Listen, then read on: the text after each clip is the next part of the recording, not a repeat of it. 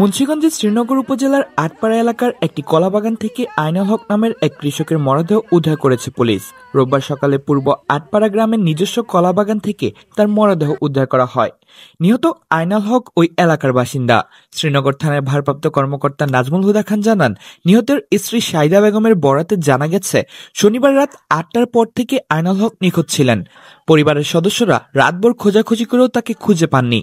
পরদিন সকালে স্থানীয়রা কলাবাগানে তার ক্ষতবিক্ষত মরদেহ পড়ে থাকতে দেখে চিৎকার করলে আশেপাশের লোকজন ছুটে আসে এবং পুলিশকে খবর দেয়।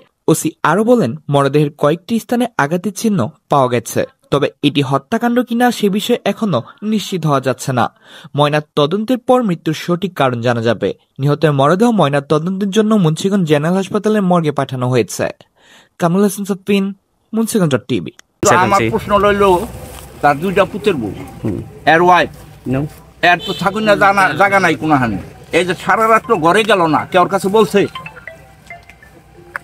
কয়দিন যাবত নাকি ঘরে যায়? আজকে রাত্রে এই আমি যেটু জানি আর কি, কিন্তু এদের সাথে আমার সাথে 2 বছর পর্যন্ত কোনো পুরো অবস্থা নাই তাগর ছেলে পেলে। তার কারণ আমি আগে জিগাইছি অনেক হঠাৎ করে বড় লোক হয়ে গেছে, 2 পোলা বিদেশ, আমার চিনেই না, বুঝলেন না? বাঙালির কারবার। আমার নাম, আমি হইলাম এর ছোট। আমরা এই ঘর হইল 4 ভাই।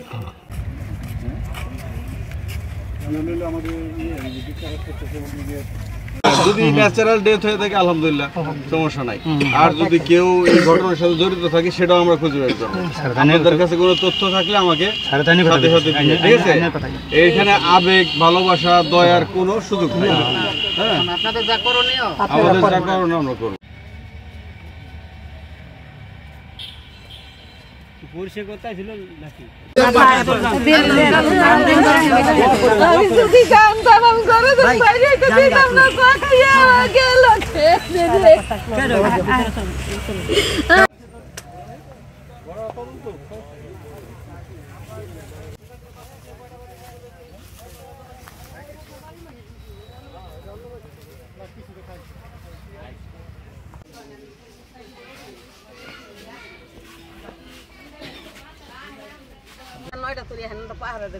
কলা গাছ কলা গাছ